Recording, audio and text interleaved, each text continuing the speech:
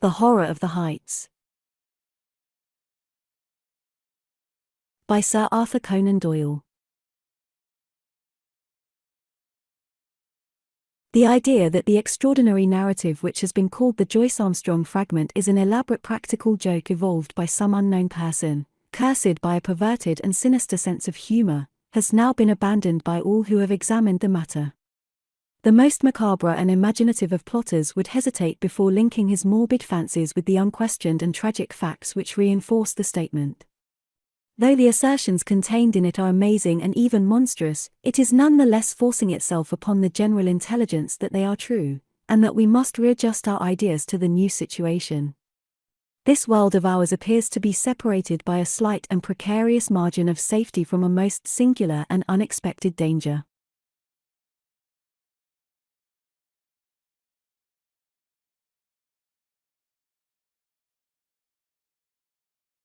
I will endeavor in this narrative, which reproduces the original document in its necessarily somewhat fragmentary form, to lay before the reader the whole of the facts up to date, prefacing my statement by saying that, if there be any who doubt the narrative of Joyce Armstrong, there can be no question at all as to the facts concerning Lieutenant Myrtle, N., and Mr. Hay Connor, who undoubtedly met their end in the manner described.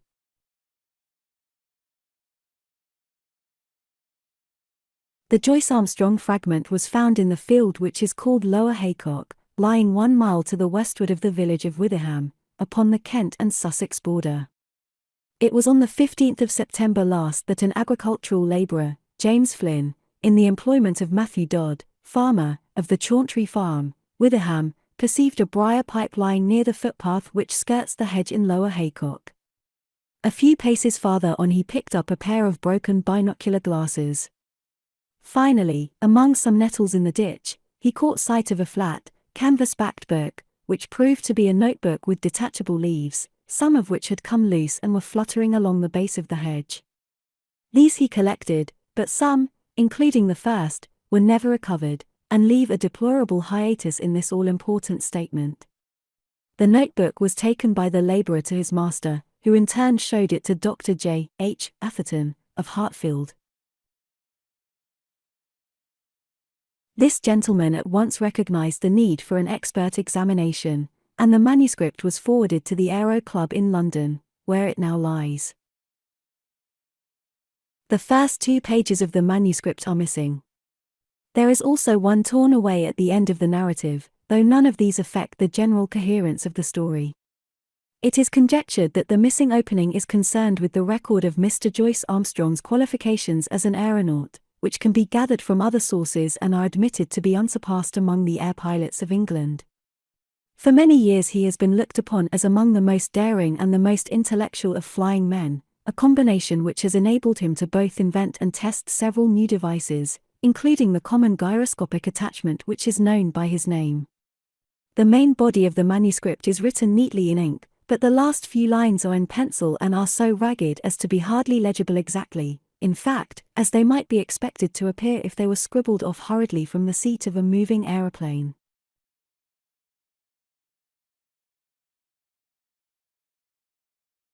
There are, it may be added, several stains, both on the last page and on the outside cover, which have been pronounced by the Home Office experts to be blood, probably human and certainly mammalian.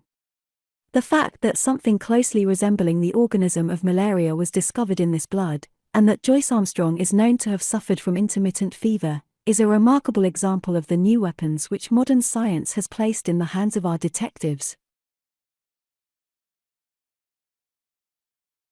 And now a word as to the personality of the author of this epoch-making statement.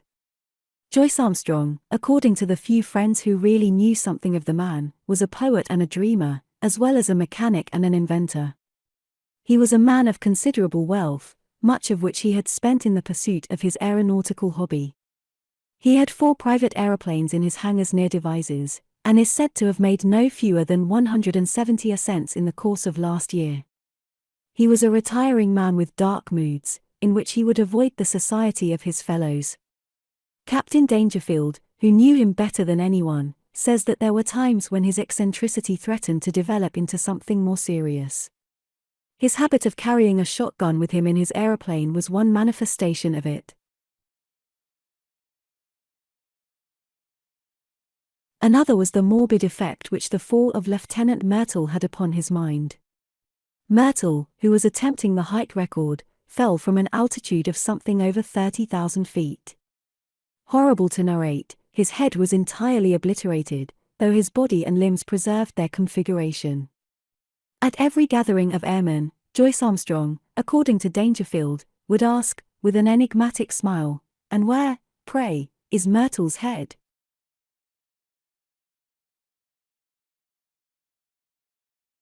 On another occasion after dinner, at the mess of the flying school on Salisbury Plain, he started a debate as to what will be the most permanent danger which airmen will have to encounter. Having listened to successive opinions as to air pockets, faulty construction, and overbanking, he ended by shrugging his shoulders and refusing to put forward his own views, though he gave the impression that they differed from any advanced by his companions. It is worth remarking that after his own complete disappearance it was found that his private affairs were arranged with a precision which may show that he had a strong premonition of disaster. With these essential explanations I will now give the narrative exactly as it stands, beginning at page 3 of the blood-soaked notebook. Nevertheless, when I dined at Reims with Coselli and Gustave Raymond I found that neither of them was aware of any particular danger in the higher layers of the atmosphere.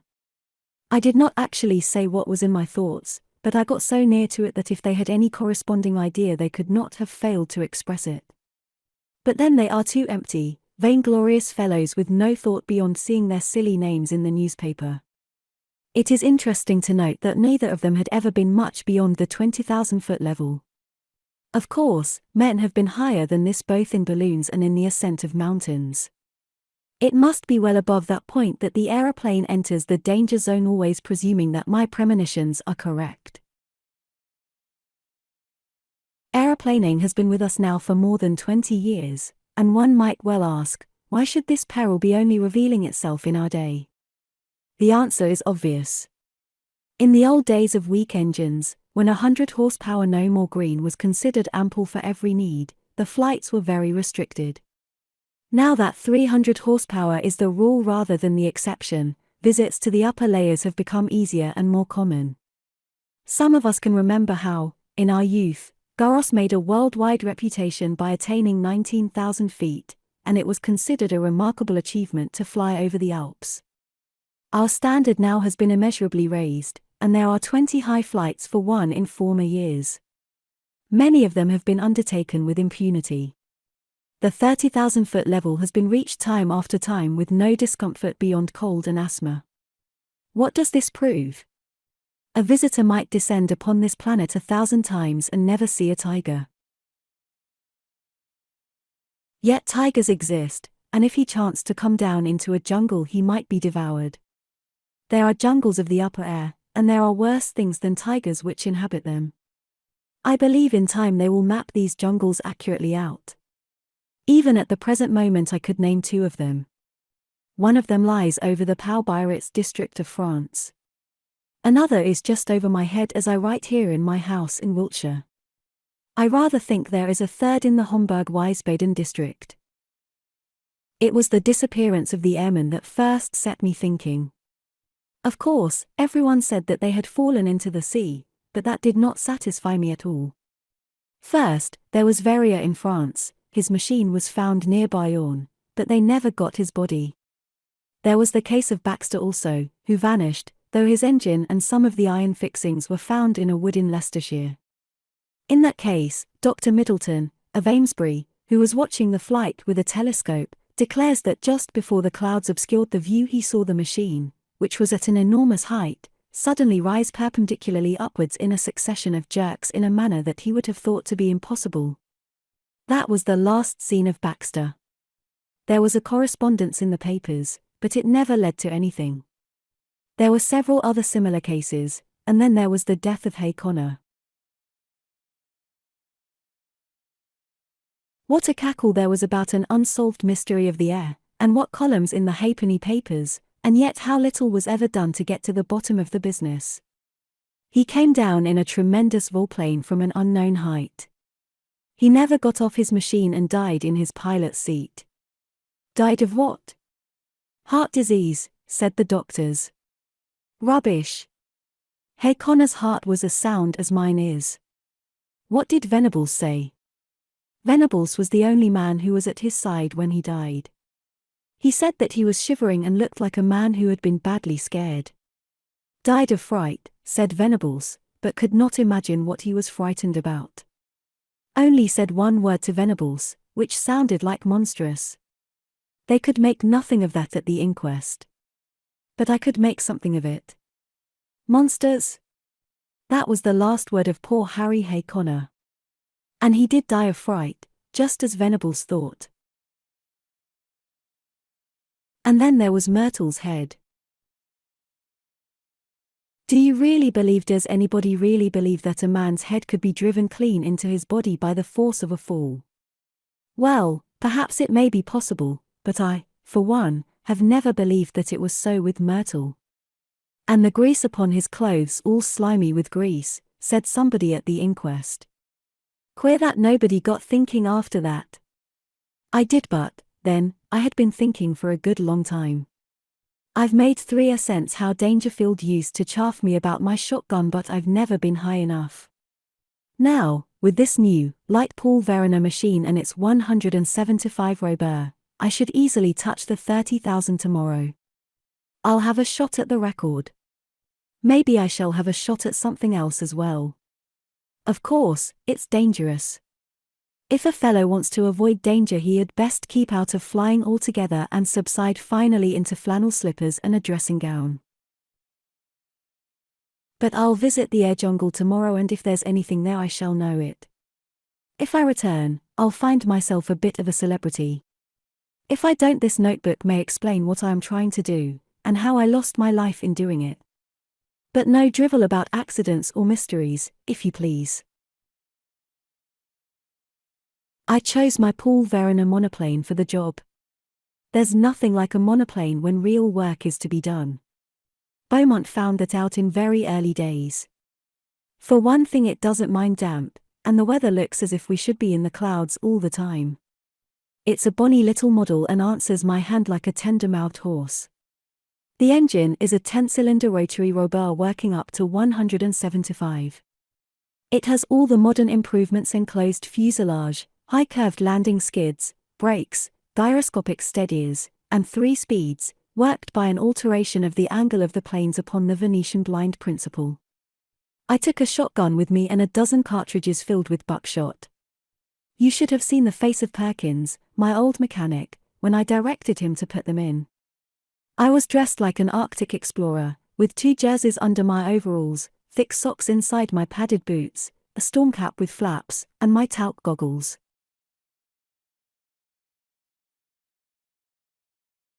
It was stifling outside the hangars, but I was going for the summit of the Himalayas, and had to dress for the part.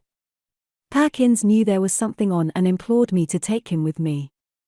Perhaps I should if I were using the biplane, but a monoplane is a one-man show if you want to get the last foot of life out of it. Of course, I took an oxygen bag. The man who goes for the altitude record without one will either be frozen or smothered or both. I had a good look at the planes, the rudder bar, and the elevating lever before I got in. Everything was in order so far as I could see. Then I switched on my engine and found that she was running sweetly. When they let her go, she rose almost at once upon the lowest speed. I circled my home field once or twice just to warm her up, and then with a wave to Perkins and the others, I flattened out my planes and put her on her highest.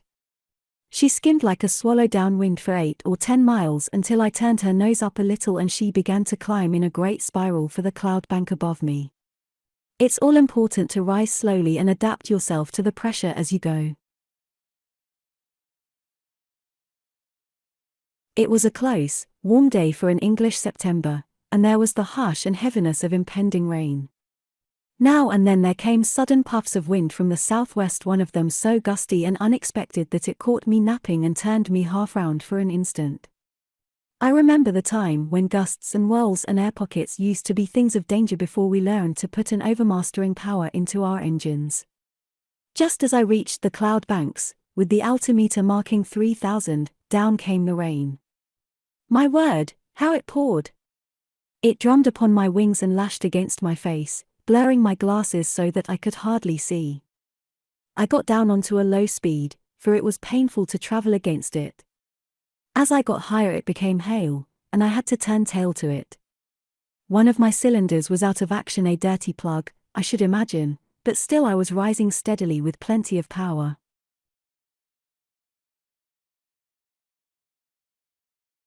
After a bit the trouble passed, whatever it was, and I heard the full, deep-throated purr, the 10 singing as one. That's where the beauty of our modern silencers comes in. We can at last control our engines by ear. How they squeal and squeak and sob when they are in trouble. All those cries for help were wasted in the old days, when every sound was swallowed up by the monstrous racket of the machine. If only the early aviators could come back to see the beauty and perfection of the mechanism which have been bought at the cost of their lives. About 9:30 I was nearing the clouds. Down below me, all blurred and shadowed with rain, lay the vast expanse of Salisbury Plain. Half a dozen flying machines were doing hackwork at the 1,000-foot level, looking like little black swallows against the green background. I dare say they were wondering what I was doing up in Cloudland. Suddenly a grey curtain drew across beneath me and the wet folds of vapours were swirling round my face.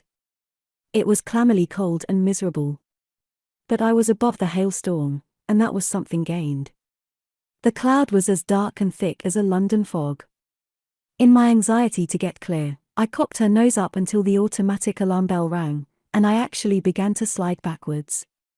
My sopped and dripping wings had made me heavier than I thought, but presently I was in lighter cloud, and soon had cleared the first layer.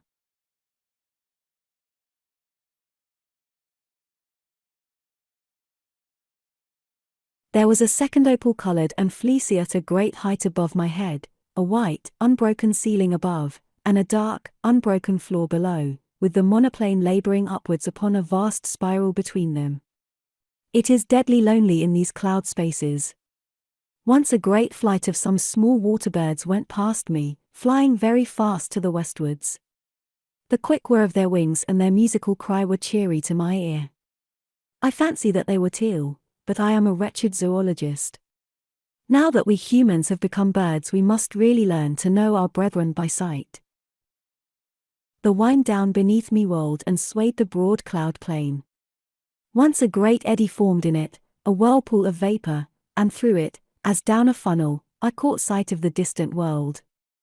A large white biplane was passing at a vast depth beneath me. I fancy it was the morning mail service betwixt Bristol and London. Then the drift swirled inwards again and the great solitude was unbroken. Just after 10 I touched the lower edge of the upper cloud stratum. It consisted of fine diaphanous vapour drifting swiftly from the westwards. The wind had been steadily rising all this time and it was now blowing a sharp breeze 28 an hour by my gauge. Already it was very cold, though my altimeter only marked 9,000. The engines were working beautifully, and we went droning steadily upwards. The cloud bank was thicker than I had expected, but at last it thinned out into a golden mist before me, and then in an instant I had shot out from it, and there was an unclouded sky and a brilliant sun above my head, all blue and gold above, all shining silver below, one vast, glimmering plain as far as my eyes could reach. It was 10:15 o'clock, and the barograph needle pointed to 12,800.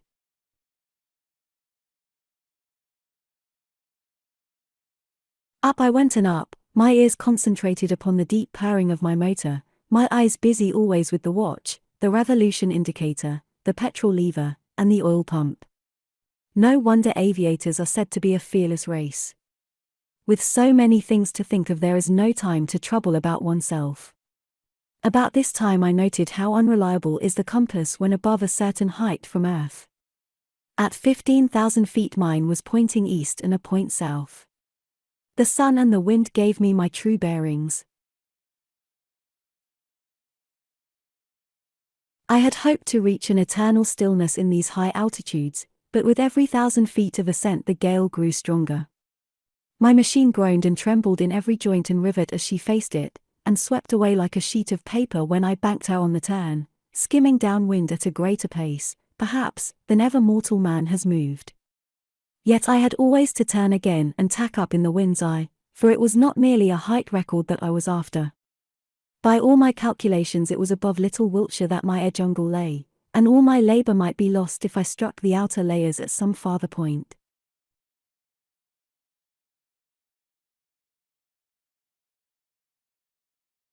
When I reached the 19,000-foot level, which was about midday, the wind was so severe that I looked with some anxiety to the stays of my wings, expecting momentarily to see them snap or slacken. I even cast loose the parachute behind me, and fastened its hook into the ring of my leathern belt, so as to be ready for the worst. Now was the time when a bit of scamped work by the mechanic is paid for by the life of the aeronaut. But she held together bravely. Every cord and strut was humming and vibrating like so many harp strings, but it was glorious to see how, for all the beating and the buffeting, she was still the conqueror of nature and the mistress of the sky.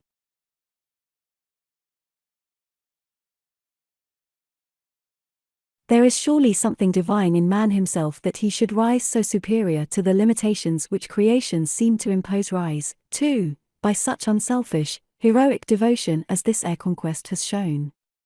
Talk of human degeneration! When has such a story as this been written in the annals of our race?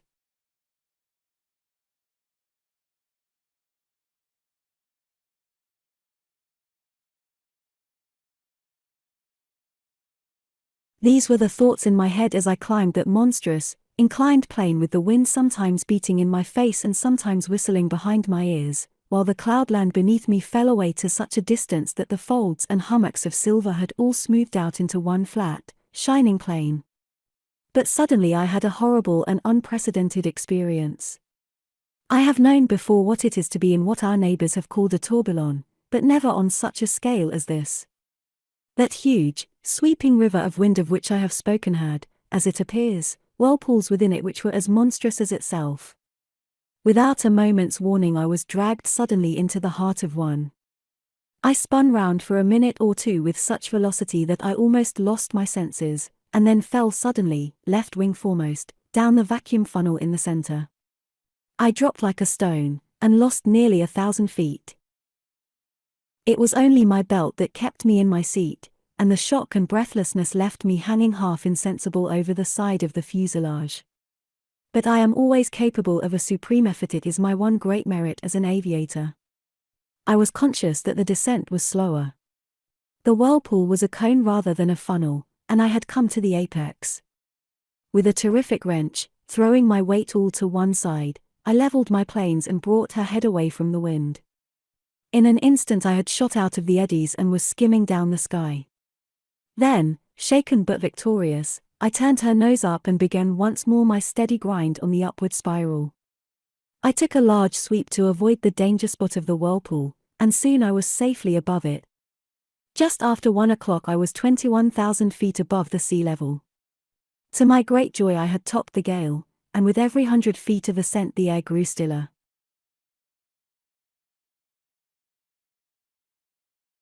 On the other hand, it was very cold, and I was conscious of that peculiar nausea which goes with rarefaction of the air.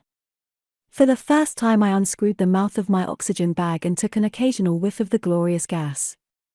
I could feel it running like a cordial through my veins, and I was exhilarated almost to the point of drunkenness. I shouted and sang as I soared upwards into the cold, still outer world.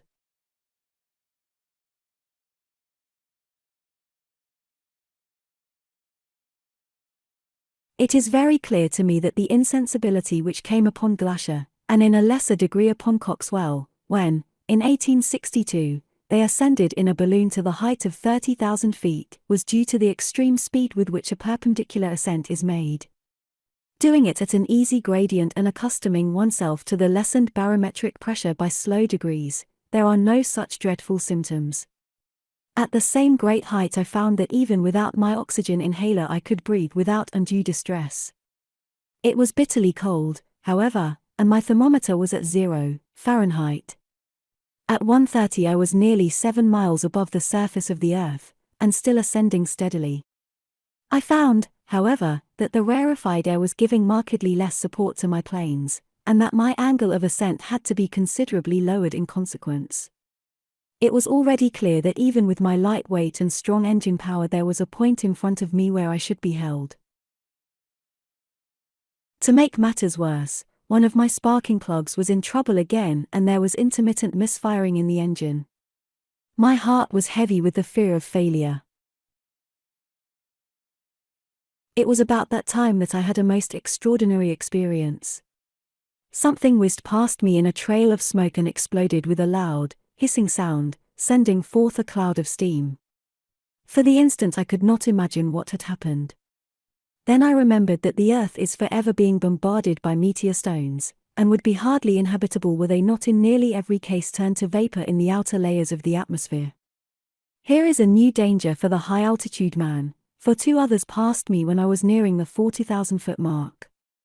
I cannot doubt that at the edge of the Earth's envelope the risk would be a very real one.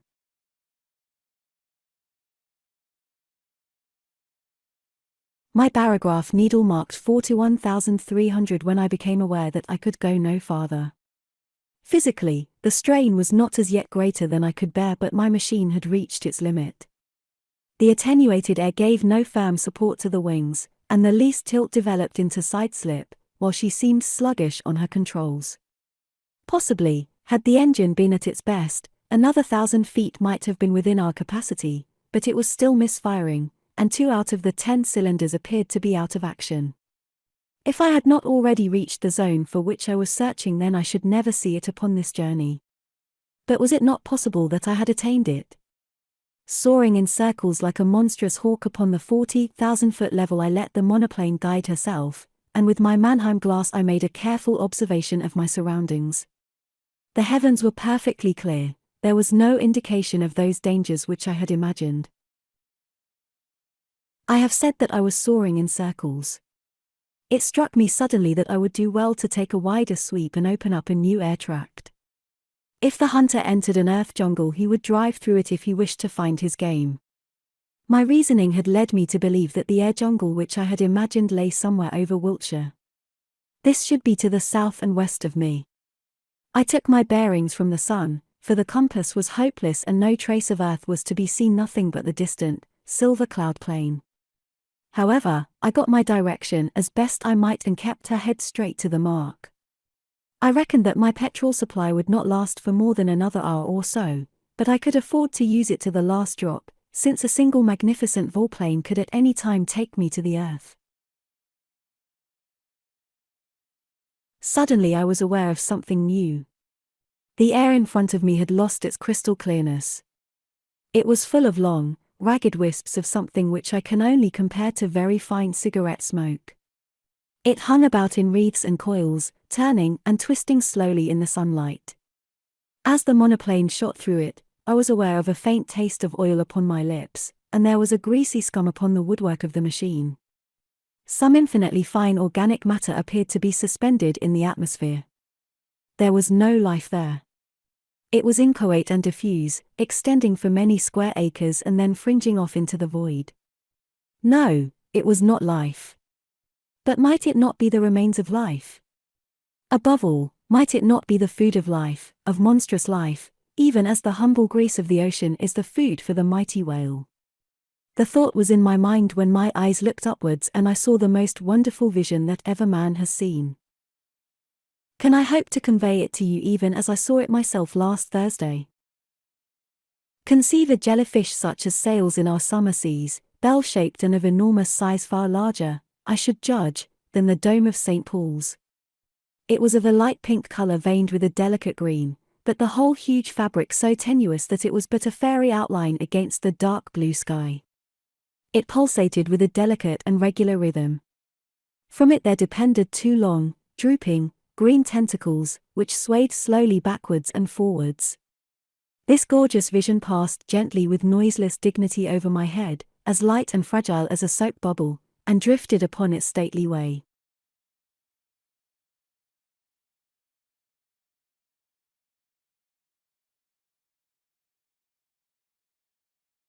I had half turned my monoplane, that I might look after this beautiful creature, when, in a moment, I found myself amidst a perfect fleet of them, of all sizes, but none so large as the first. Some were quite small, but the majority about as big as an average balloon, and with much the same curvature at the top. There was in them a delicacy of texture and coloring which reminded me of the finest Venetian glass. Pale shades of pink and green were the prevailing tints, but all had a lovely iridescence where the sun shimmered through their dainty forms. Some hundreds of them drifted past me, a wonderful fairy squadron of strange unknown argosies of the sky creatures whose forms and substance were so attuned to these pure heights that one could not conceive anything so delicate within actual sight or sound of earth. But soon my attention was drawn to a new phenomenon: the serpents of the outer air. These were long, thin, fantastic coils of vapor-like material, which turned and twisted with great speed, flying round and round at such a pace that the eyes could hardly follow them. Some of these ghost-like creatures were 20 or 30 feet long, but it was difficult to tell their girth, for their outline was so hazy that it seemed to fade away into the air around them. These air snakes were of a very light grey or smoke color, with some darker lines within, which gave the impression of a definite organism. One of them whisked past my very face, and I was conscious of a cold, clammy contact, but their composition was so unsubstantial that I could not connect them with any thought of physical danger, any more than the beautiful bell-like creatures which had preceded them. There was no more solidity in their frames than in the floating spume from a broken wave. But a more terrible experience was in store for me. Floating downwards from a great height there came a purplish patch of vapor, small as I saw it first, but rapidly enlarging as it approached me, until it appeared to be hundreds of square feet in size. Though fashioned of some transparent, jelly-like substance, it was none the less of much more definite outline and solid consistence than anything which I had seen before.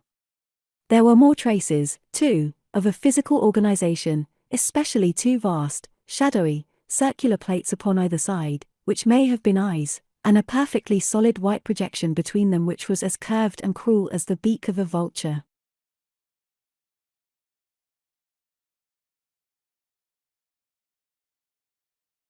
The whole aspect of this monster was formidable and threatening, and it kept changing its color from a very light mauve to a dark, angry purple so thick that it cast a shadow as it drifted between my monoplane and the sun.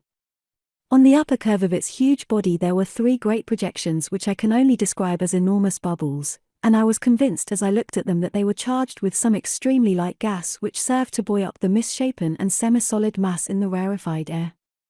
The creature moved swiftly along, keeping pace easily with the monoplane, and for 20 miles or more it formed my horrible escort, hovering over me like a bird of prey which is waiting to pounce. Its method of progression done so swiftly that it was not easy to follow as to throw out a long, glutinous streamer in front of it, which in turn seemed to draw forward the rest of the writhing body.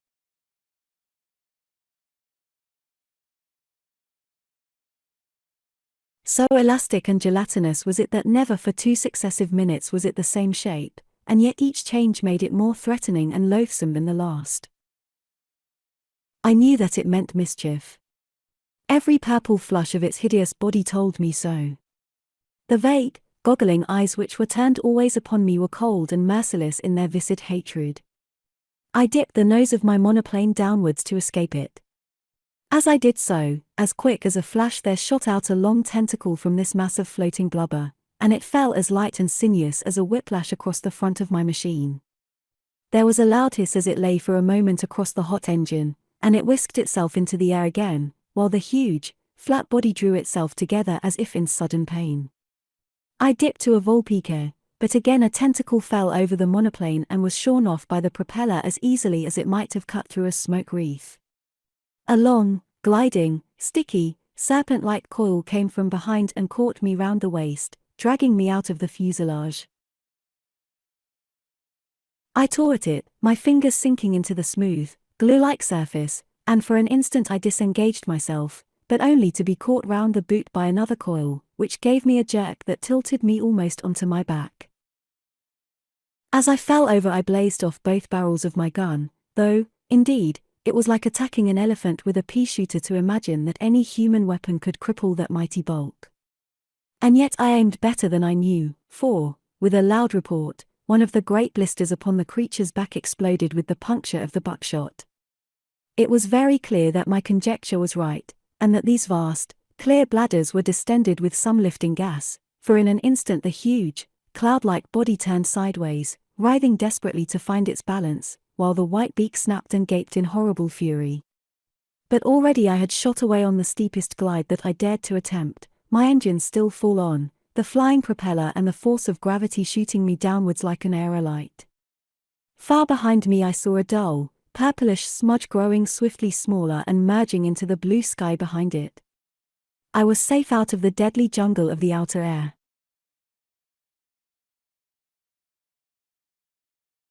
Once out of danger I throttled my engine, for nothing tears a machine to pieces quicker than running on full power from a height.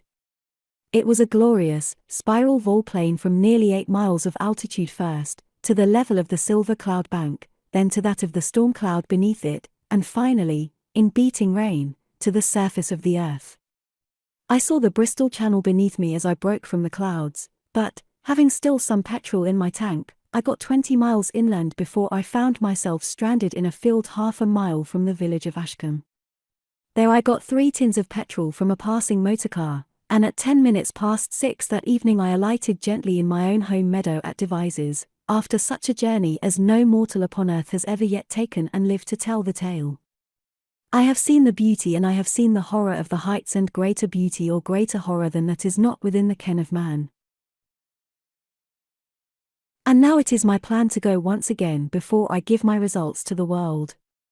My reason for this is that I must surely have something to show by way of proof before I lay such a tale before my fellow men. It is true that others will soon follow and will confirm what I have said, and yet I should wish to carry conviction from the first. Those lovely iridescent bubbles of the air should not be hard to capture. They drift slowly upon their way, and the swift monoplane could intercept their leisurely course. It is likely enough that they would dissolve in the heavier layers of the atmosphere, and that some small heap of amorphous jelly might be all that I should bring to earth with me. And yet something there would surely be by which I could substantiate my story. Yes, I will go, even if I run a risk by doing so. These purple horrors would not seem to be numerous. It is probable that I shall not see one. If I do, I shall dive at once. At the worst there is always the shotgun and my knowledge of. Here a page of the manuscript is unfortunately missing. On the next page is written, in large, straggling writing. 43,000 feet. I shall never see Earth again. They are beneath me, 3 of them. God help me, it is a dreadful death to die. Such in its entirety is the Joyce Armstrong statement. Of the man nothing has since been seen. Pieces of his shattered monoplane have been picked up in the preserves of Mr. Bud Lushington upon the borders of Kent and Sussex, within a few miles of the spot where the notebook was discovered.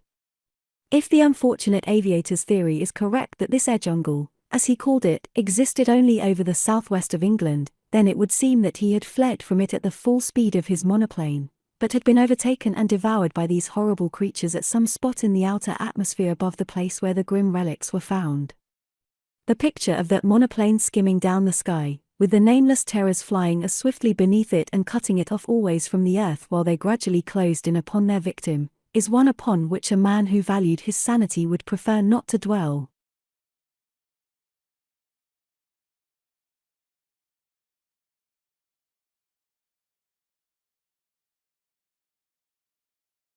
There are many, as I am aware, who still jeer at the facts which I have here set down, but even they must admit that Joyce Armstrong has disappeared, and I would commend to them his own words. This notebook may explain what I am trying to do, and how I lost my life in doing it. But no drivel about accidents or mysteries, if you please.